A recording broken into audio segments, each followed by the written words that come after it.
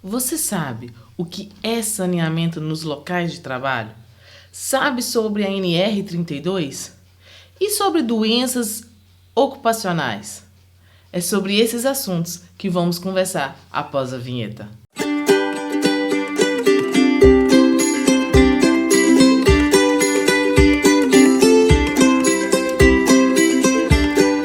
Desse conteúdo sobre saneamento, o que ficou faltando para vocês é sobre saneamento nos locais de trabalho.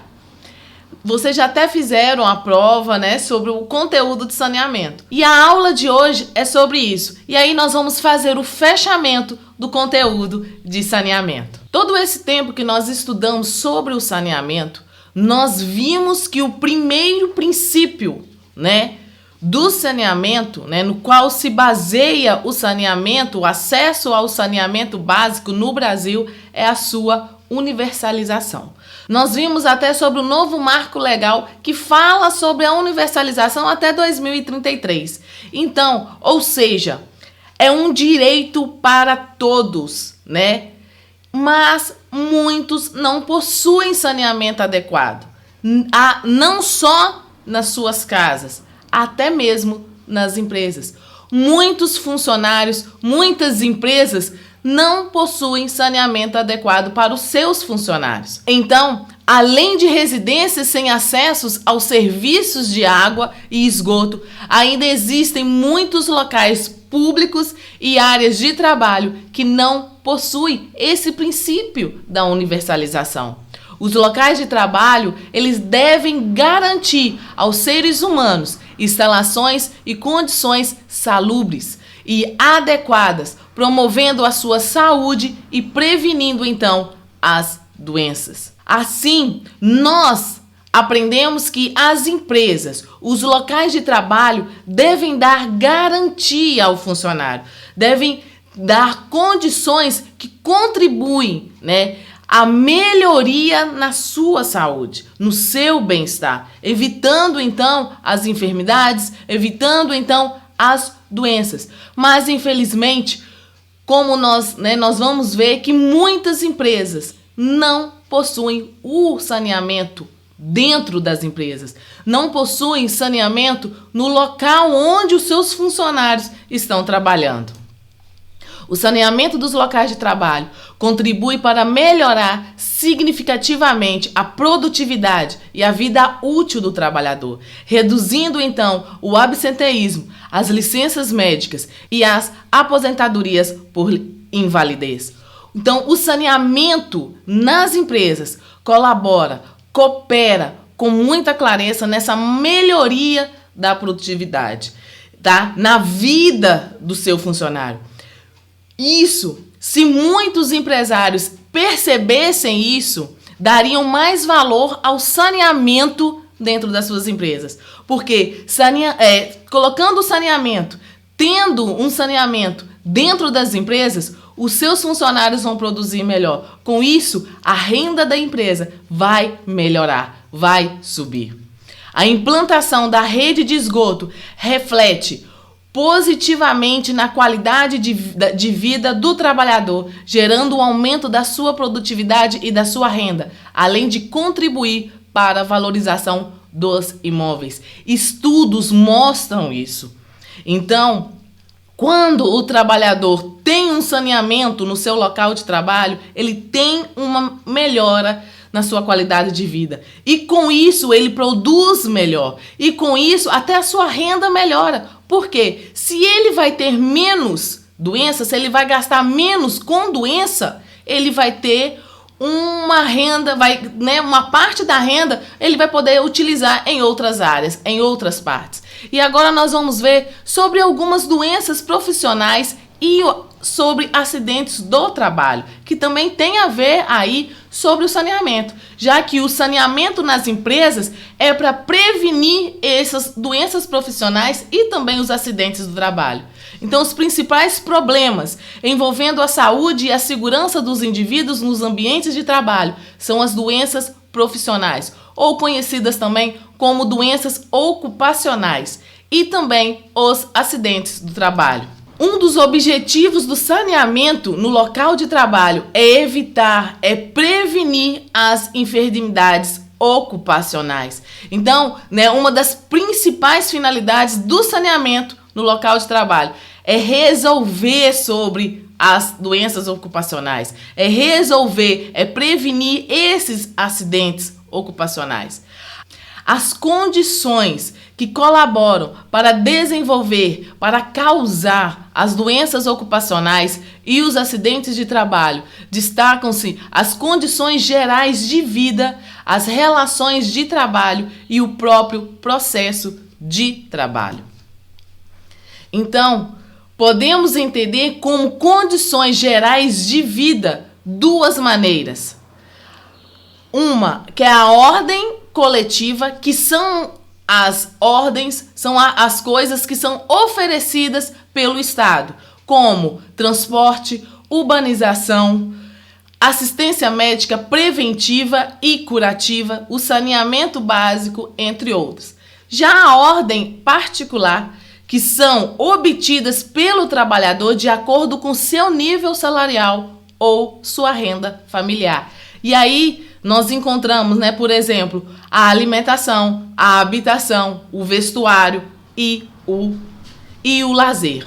O aspecto, a característica de vida coletiva, a de vida pública, cooperam para o aparecimento de doenças como patologias causadas por vermes, que são as verminoses, a hipertensão, que é a pressão alta, o estresse, a fadiga, entre outras. As condições particulares de vida, as características de vida pessoal, de vida privada, vão influenciar, então, no surgimento, de doenças pela carência, de doenças pela ausência, pela mortalidade infantil e entre outras. Hoje em dia já foi determinado uma conexão, uma ligação, entre o trabalho e o aparecimento de enfermidades, o aparecimento de doenças, Então tem vínculo entre o trabalho e as doenças. E isso é comprovado. Vocês podem pesquisar, vocês podem perceber que hoje a gente já tem estudos que mostram isso. Tem uma ligação entre o trabalho e aparecimento de algumas doenças. Entendemos, então, que as relações de trabalho compreendem, então, as jornadas diárias, Se as jornadas são diárias ou semanais, se tem um número de horas extras, se tem um número de horas trabalhadas, se a forma de pagamento vai ser aí um salário recebido mensal, um salário recebido quinzenal, semanal ou é diário, se tem aí os controles exercidos sobre os trabalhadores, o local destinado às refeições e o ambiente de trabalho, tudo isso daí, ela vai alterar, pode fazer com que surja alguma doença, alguma enfermidade ocupacional. Todas essas condições são definidas na qualidade de vida e fatores de saúde do funcionário. Então, nós conseguimos perceber que a saúde profissional está interligada, sim, à saúde física, à saúde social, à saúde emocional, à saúde mental, à saúde espiritual do trabalhador. Então, dependendo do que ele passar no serviço, dependendo do que for, do que que está ali, o trabalho dele pode afetar em toda a área da sua vida. Então, se dentro da sua empresa não tem um saneamento, pode sim afetar as outras áreas da saúde, da vida dele. Então, isso exige que se considere individualmente cada atividade, o nível de organização de cada categoria ou profissional e suas conquistas legais. Então, o que acontece? A gente tem que avaliar cada função. Às vezes, uma função que um funcionário tem é estressante para ele, mas um outro funcionário que tem a mesma função não é estressante. Mas por quê? Depende do que está relacionado, do que também o funcionário está passando. De maneira geral, esses fatores incluem os riscos provocados pelo desgaste físico e pela exposição a agentes nocivos à saúde. A primeira opção é o uso de equipamentos de proteção individual, que é os EPIs. Nós sabemos, né, que o correto, o ideal, é o controle, é a verificação, a fiscalização das fontes de riscos. Mas a primeira escolha, né, a primeira alternativa que muitas empresas têm é os EPIs, tá? Que muitas das vezes, além de não serem eficazes, né, são desconfortáveis e podem até mesmo causar alguns problemas secundários nos funcionários. Então, assim, não é que não pode, não se deve usar os EPIs. Tem que usar, mas tem que ser avaliado. Como que é que vai ser usado? Qual é o tempo que vai ser usado? Qual o funcionário que vai ser usado? Não é toda função que vai precisar de um EPI. Depende da função. Dependendo da função, o funcionário está usando um EPI inadequado, isso vai prejudicar ele futuramente. Então, nós temos aí, né, os riscos à saúde do trabalhador, que podem ser classificados em 5 grupos. No grupo 1, nós temos o físico, que é também, né, representado na cor verde. O 2, que é os químicos, que é representado na cor vermelha. Os biológicos, que é representados na cor marrom. O amarelo, que é os ergonômicos. Os acidentes, que é representado na cor azul. Esse quadro aqui é mais para conhecimento de vocês mesmo, tá? Então aqui, ó, nós temos um quadro que mostra a proporção do risco, né? Se for uma bolinha pequena, é um risco pequeno, médio ou grande. Se é um círculo verde, é risco físico, que vai ser aí, né? Um dos exemplos da fonte de geradora é ruídos, vibrações, radiações ionizantes, frio, calor, tá? E aí, se tiver um círculo vermelho, nós temos então um risco químico, que vai ser poeiras, fumos, névoas, neblinas, gases, vapores, substâncias compostas ou produtos químicos, tá? Se tiver círculo marrom, é risco biológico. É exposição a vírus, bactérias, protozoários, fungos, parasitas e bacilos. O risco, né, biológico, ele aparece muito para quem trabalha na área da saúde, tá? O risco físico é mais para quem trabalha na área industrial, né? O risco químico também, e também para pessoas que trabalham aí com limpeza. O círculo amarelo é para o risco ergonômico, que é o levantamento de peso excessivo, lesão por esforço repetitivo, né? E aí quem trabalha muito na área administrativa é que aparece mais esse risco, né?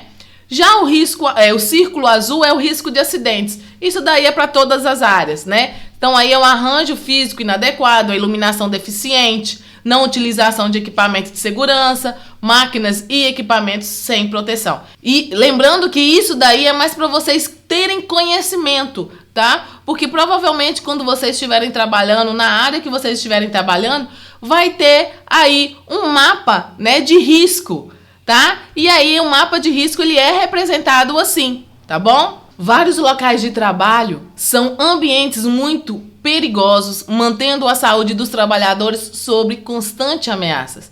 É frequente a comunidade também estar exposta a riscos oriundos das empresas por meio da poluição ambiental e o lançamento de resíduos líquidos ou sólidos nas águas ou no solo, até a produção de ruídos acima dos limites de tolerância ou a exalação de odores desagradáveis.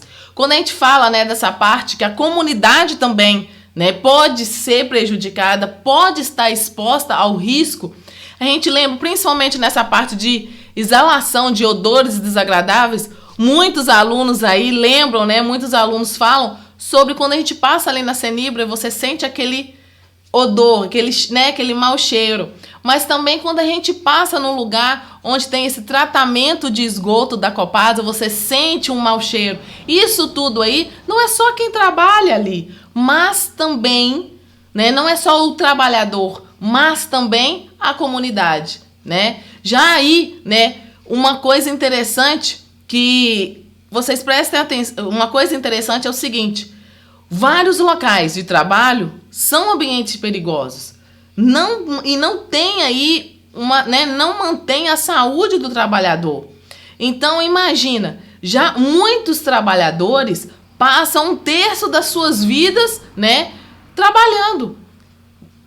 Nós temos 24 horas, o dia tem 24 horas, 8 horas no nosso dia, no mínimo, a gente passa trabalhando. A gente passa nesses ambientes que muitas vezes são insalubres, que muitas vezes são agressivos, que muitas vezes são perigosos, que muitas vezes contém aí alguma ameaça à saúde do trabalhador. Então, a gente tem que lembrar, a gente tem que perceber que muitas vezes não só os trabalhadores vão estar expostos, mas a comunidade. E aí a comunidade fica até mais tempo, porque a comunidade está ali perto, fica 24 horas perto dessa empresa. Então, nós precisamos pensar também, nesse saneamento nas empresas. Nós precisamos pensar também na importância do saneamento nas empresas. O legal, e socialmente falando, é que a empresa, seja qual for o ambiente, se é uma fábrica, se é uma oficina, se é um escritório, se é uma área a céu aberto, como aí nas atividades agrícolas, como construção civil, se é uma galeria subterrânea, não interessa. Seja qual for o ambiente da empresa, ela tem que ter instalações, ela tem que ter equipamentos e condições de trabalho que atendam, aos patamares mínimos de segurança e higiene para os trabalhadores, exigidos por lei, exigidos pela legislação. Então, é obrigação da empresa oferecer medidas de controle e prevenção de acidentes do trabalho e de doenças profissionais a seus funcionários e tomar cuidados específicos com a comunidade.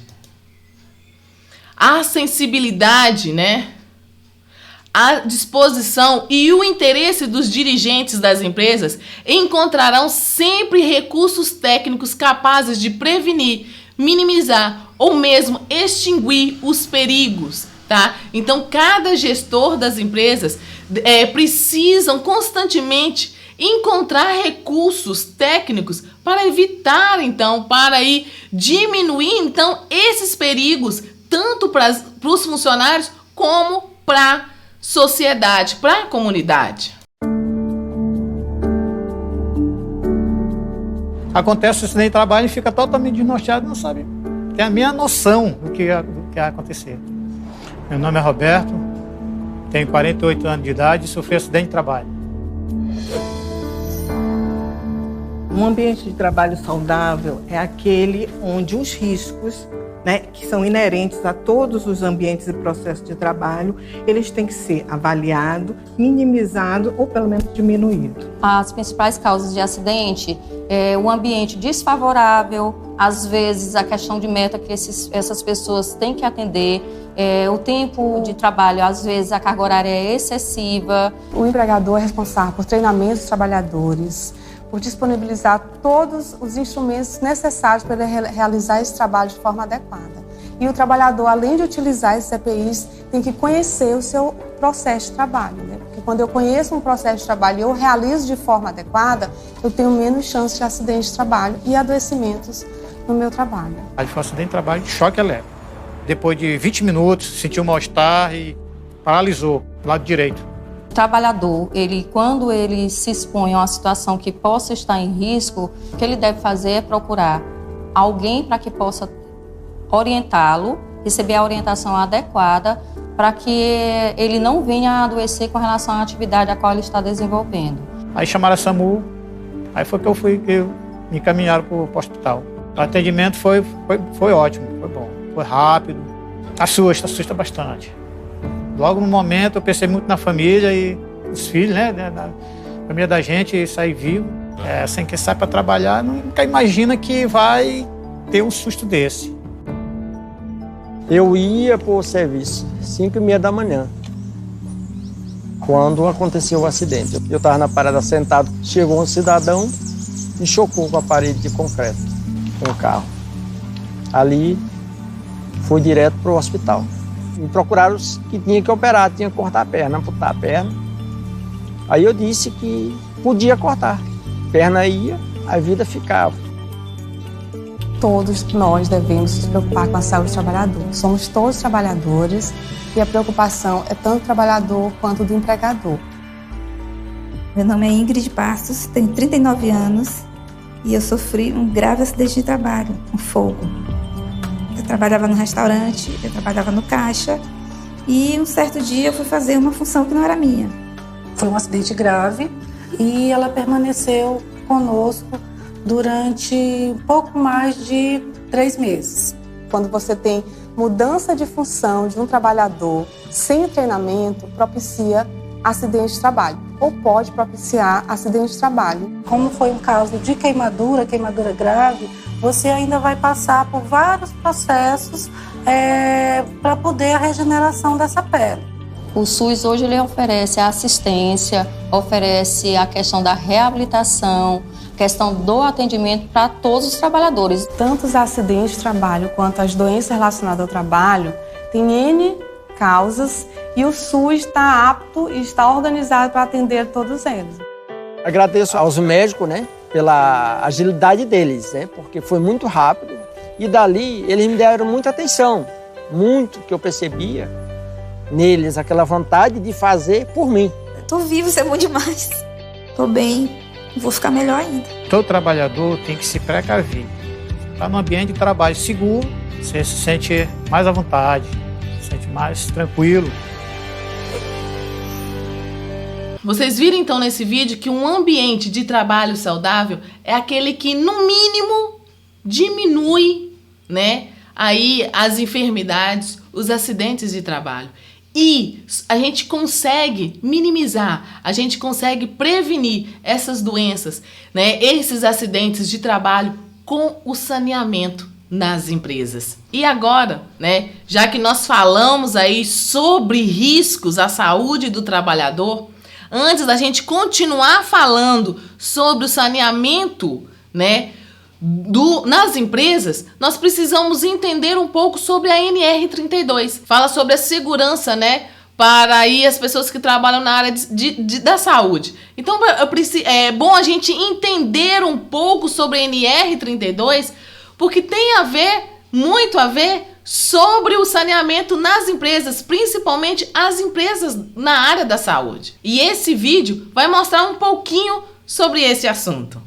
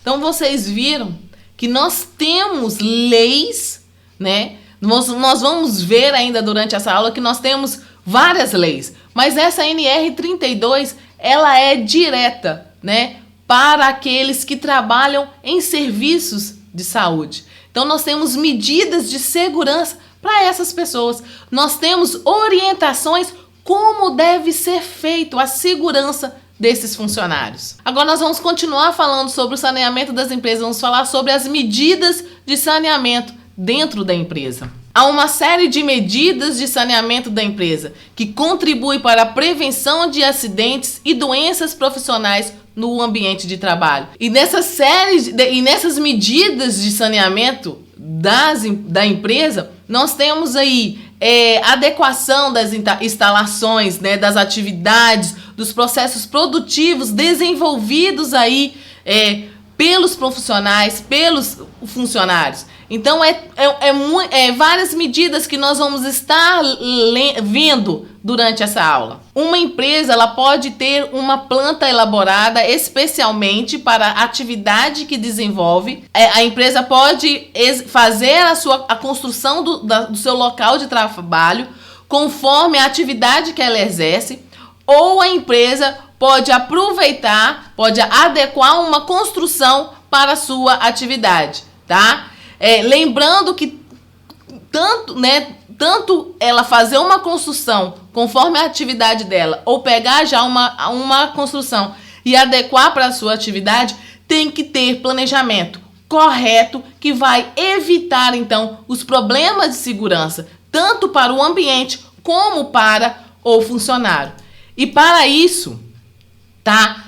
As empresas, elas precisam obedecer às orientações e às exigências mínimas estabelecidas pelos órgãos de controle e fiscalização e pelas NRs. Como eu falei com vocês, quando nós falamos aí sobre a NR32, nós temos várias NRs, nós temos várias normas regulamentadoras que as empresas precisam, tá, obedecer para então ter esse controle, essa fiscalização, tá? E essas normas regulamentadoras, elas foram criadas aí pelo Ministério do Trabalho e Ministério da Saúde, tá bom? Então a empresa, para ela funcionar, ela precisa obedecer essas orientações. Então, quando a gente fala das NRs, essas orientações, gente, essas exigências, entra a parte do saneamento básico, entra a parte do saneamento.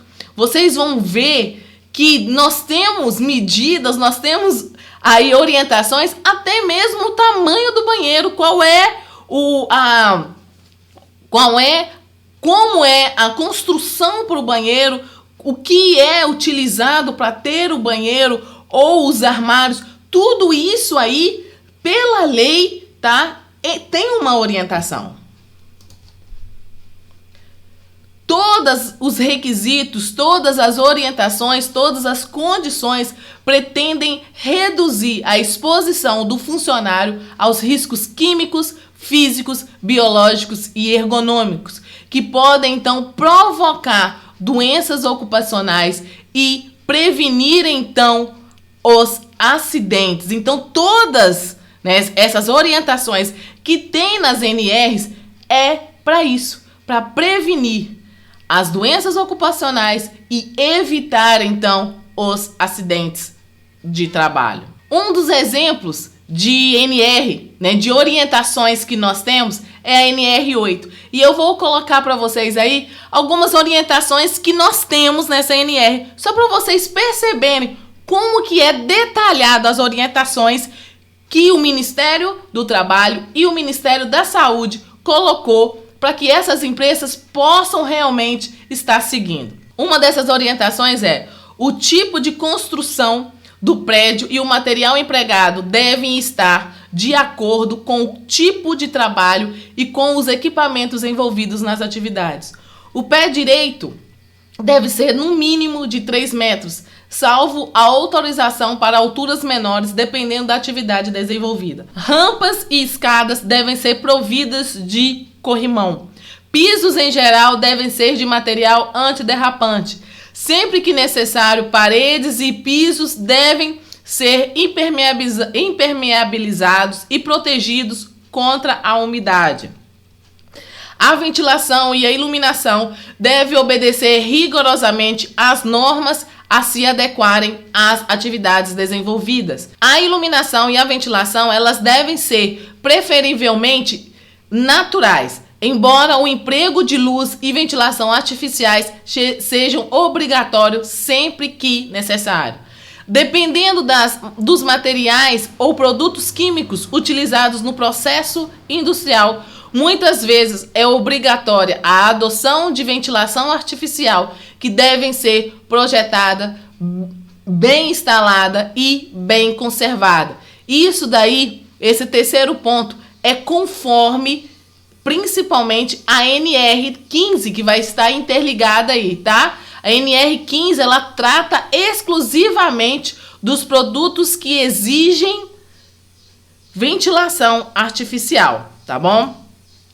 Então, as instalações elétricas devem ser projetadas e executadas dentro de rígidos padrões de segurança, com materiais da melhor qualidade e submetidas à manutenção periódica por pessoal especializado. Instalações sanitárias, vestuários, refeitórios devem seguir as orientações da NR24. As fontes de calor, principalmente radiante, exigem cuidados especiais. Fornos e fornalhas devem ser instalados em ambientes isolados ou separados dos operadores por anteparos isolantes. Radiações ionizantes, cada vez mais empregadas em atividades industriais, devem obedecer rigorosamente às normas estabelecidas pela Comissão Nacional de Energia Nuclear. Fontes de ruídos contínuos ou intermitentes devem ser enclausuradas para reduzir a propagação do som, ou trabalhadores devem usar EPIs. Máquinas e equipamentos. As principais ferramentas de trabalho devem ser dotados de dispositivos de segurança. Principalmente essa última orientação também está conforme as orientações detalhadas na NR12. Então isso daí é só para vocês perceberem algumas orientações e exigências que nós temos na NR8. Nós temos várias NRs. Se vocês procurarem na internet NR, né, do Ministério do Trabalho, vocês vão ver, na realidade tem até um livro, dessa grossura. São várias NRs. Nós temos muitas NRs, tá? Então, assim, cada NR é específica para uma área. Vocês viram que nós temos uma NR específica para produtos químicos, nós temos NR específica para a área da saúde, nós temos NR específica para segurança do trabalho, nós temos NR específica, né, para área da segurança e saúde do trabalho. Então nós temos todas as normas específicas e as empresas elas precisam, tá, as empresas precisam obedecer essas orientações conforme a legislação. Então, os cuidados para prevenir e controlar os acidentes e as doenças profissionais exigem ampla atuação dos empregadores, dos órgãos de controle e fiscalização competentes e também dos trabalhadores. Os trabalhadores precisam também fiscalizar. E aí entram, então, né, as CIPAs, que são aí as comissões internas de prevenção e acidentes do trabalho. Então, não é somente a empresa, né, os empregadores que tem que estar aí olhando e fiscalizando, mas também os trabalhadores, tá? Precisam exigir, né, tanto dos funcionários como das empresas, dos empregadores, essas medidas, tá? E fazer funcionar essas medidas. Ainda há muito a fazer para que o saneamento das empresas promova efetivamente a segurança, o bem-estar e a saúde do trabalhador, o que acarreta, então, o aumento da produtividade. Nós já vimos isso, né? Algo que ainda não foi compreendido por grande parte dos empresários. Muitas empresas, muitos empresários não pensam no saneamento nas empresas, fazem simplesmente, né, fazem aí o mínimo para cumprir a legislação, tá? Não pensam muito no saneamento das empresas porque eles não têm essa noção de que o bem-estar, né, de que o saneamento vai causar o bem-estar, que o saneamento vai trazer mais segurança para o trabalhador, trazendo mais segurança, trazendo mais bem-estar, trazendo mais qualidade de vida. O trabalhador produz mais, produzindo mais, aumenta, né, aí o rendimento da sua empresa. Então, muitos empresários não pensam assim. Muitos empresários acham que estão jogando dinheiro fora. Então, não investem em saneamento na empresa deles. E aí, só fazem o essencial. Só fazem aquilo que realmente a lei exige. O mínimo que a lei exige. Então, o ideal, o correto, o certo, seria que a ação prevencionista fosse considerada atividade de valor técnico, administrativo e econômico para a organização e um benefício para o empregado e para a comunidade. Mas uma outra coisa que é importante, né? Mas o importante também a gente pensar, a gente falar é sobre o descaso dos empregadores e da legislação em relação aos trabalhadores rurais, né? Nós temos aí trabalhadores rurais que trabalham com baixo nível de escolaridade, distante dos centros comerciais, né? Eles trabalham aí dispersos em grupos de trabalho com poucas pessoas, né? Esses trabalhadores muitas vezes não têm acesso às informações, tá? Trabalham com pouca força de pressão, né? Mantêm-se então desprotegidos e expostos a diversas condições de risco à saúde. Esses trabalhadores muitas vezes não utilizam EPIs, trabalham aí com produtos químicos, né, como inseticidas, como herbicidas, e não utilizam EPIs, o que provoca ainda mais a intoxicação, provoca ainda mais dores de cabeça, né, que são as cefaleias, as dermatites, né, as alterações no sistema nervoso e pode ocorrer até o óbito, até a morte desse funcionário. Uma outra coisa é, eles trabalham com ferramentas cortantes, provocando então ferimentos. E quando a gente fala sobre esse ferimento, né, esse ferimento, nós sabemos que ao acontecer esse ferimento é uma porta aberta aí, né, uma porta de entrada para as infecções, porque vários micro-organismos vão estar entrando através desse ferimento, dessa porta que foi aberta. E aí o funcionário pode perder aquele membro, né? Pode perder uma parte do corpo ou até mesmo levar à morte por causa dessa infecção que ocorreu através desse ferimento. Uma outra coisa são as operações de máquinas agrícolas que produzem muito ruído, produzem vibrações e podem ocasionar, então, riscos de acidentes, tá? Eles também trabalham, muitas vezes, em locais que podem, onde eles podem ser aí picados, né, por insetos ou animais peçonhentos. Quando a gente fala animais peçonhentos, aí entra os escorpiões, as aranhas, né, cobras, entre outros animais. O contato, então, com poeiras de matérias-primas como algodão, bagaço de cana, causam problemas respiratórios, assim como conjuntivites e rinites, tá? E outra coisa, a jornada de trabalho desses funcionários é uma jornada de trabalho extensiva que gera muito cansaço físico, tensões psíquicas e suscetibilidades a doenças. O trabalho na fazenda começa cedo. Todos acordam por volta das 5 horas da manhã. Por isso, nossa equipe teve que pegar logo a estrada para encontrar os trabalhadores pantaneiros.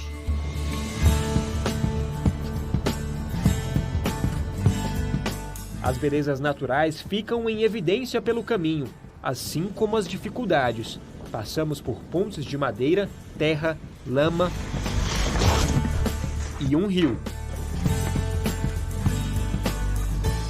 E agora já é a última etapa aqui para a gente chegar na fazenda. A gente veio de Corumbá, ali no porto a gente pegou essa balsa que atravessa o Rio Paraguai, um rio muito importante para o Brasil, histórico, e também faz parte do trabalho dos pantaneiros fazer essa travessia. Ali a gente vê bastante gado, várias cabeças de gado ali que vão fazer essa travessia para chegar até uma fazenda. E é um trabalho muito importante porque para fazer, imagina o trabalho que dá fazer toda essa travessia. Faz parte do trabalho aí dos pantaneiros tirar o gado de uma região onde está alagada ou onde não tem mais pasto e juntar todos eles e fazer essa travessia exatamente de balsa, como a gente está fazendo. No caminho, as porteiras indicam que chegamos no lugar certo.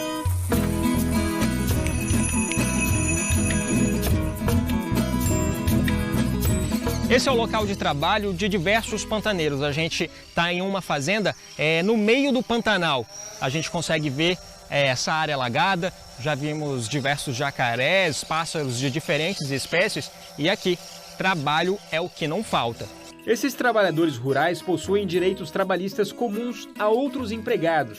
Possuem salário, recolhem FGTS, têm adicional noturno. No local de trabalho deles, devem ser respeitadas as normas de segurança e higiene estabelecidas pelo Ministério do Trabalho. Como muitos moram na fazenda, o empregador pode cobrar pela moradia em uma taxa de até 20%, que pode ser dividida caso mais de um empregado more na mesma casa, sendo vedada a moradia coletiva de família, e até 25% pelo fornecimento da alimentação. Em qualquer trabalho contínuo de duração superior a 6 horas, será obrigatória a concessão de um intervalo para repouso ou alimentação observados os usos e costumes da região, não se computando este intervalo na duração do trabalho. Entre 2 jornadas de trabalho, haverá um período mínimo de 11 horas consecutivas para descanso. Nos serviços que são intermitentes, os períodos entre a execução das tarefas não contam como intervalo. Na atividade pecuária, que é o caso dos pantaneiros, é considerado trabalho noturno as atividades exercidas entre as 8 da noite e as 4 da manhã. Vocês viram então aí um pouco dessa realidade, né? Que os nossos produtores, que os nossos trabalhadores rurais têm.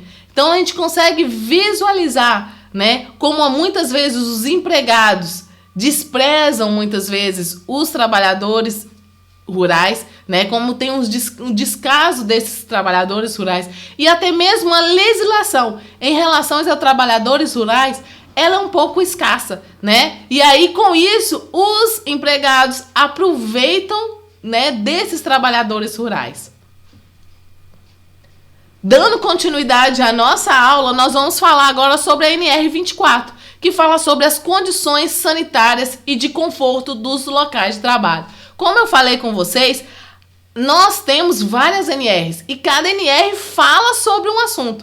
E aí, agora já falando sobre saneamento, né, dentro das empresas, nós temos aí uma NR que vai tratar sobre as condições sanitárias e de conforto nesses locais de trabalho dentro das empresas. Como que deve ser pela lei? A norma dispõe sobre os requisitos a serem observados nas instalações sanitárias, vestuários, refeitórios, cozinhas, alojamentos e locais para refeições, né? Aqui nós temos, uma figura onde mostra como que deve ser, tá? Pela NR, como que deve ser os sanitários, né? Os banheiros, como que deve ser, as cantinas, como que deve ser e os vestuários, tá? Essa NR, gente, ela teve uma alteração em 2014, tá? Teve algumas mudanças aí. Essas mudanças que foram feitas, tá? Melhora as condições ainda de higiene e de conforto dos trabalhadores, tá? E aí mostra que as lâmpadas dos banheiros, as paredes do banheiro, os alojamentos, né? Todos esses materiais, nessa nova alteração, mostra mais detalhado o tipo de tinta que deve ser usado, qual o tipo de parede, né, dos alojamentos, dos banheiros, qual o material das janelas, até mesmo qual é a obrigatoriedade do uso de lâmpadas incandescentes. Então, para vocês só terem uma ideia de como que eles aprofundaram ainda mais em relação a essa NR, tá? Com essas alterações, eles mexeram aí no dimensionamento das estruturas dos banheiros, dos vestuários, dos refeitórios, tá? De acordo com o número mínimo, né, com o número base de trabalhadores do turno, tá? Aí eles fizeram essas alterações, tá bom? Agora, né, pra gente já começar aí a finalizar a nossa aula, nós vamos falar sobre a responsabilidade conjunta. De quem é essa responsabilidade do saneamento nas empresas? Por exemplo, gente, a ação prevencionista, a ação de prevenção, ela deve existir em qualquer empresa. Não importa qual atividade que essa empresa exerça, ela tem que ter uma ação prevencionista, ela tem que ter uma ação que vai prevenir doenças, né, que vai prevenir os acidentes do trabalho, tá? E essas atividades, ela deve ser desenvolvida tanto pela empresa como pelo trabalhador, tá?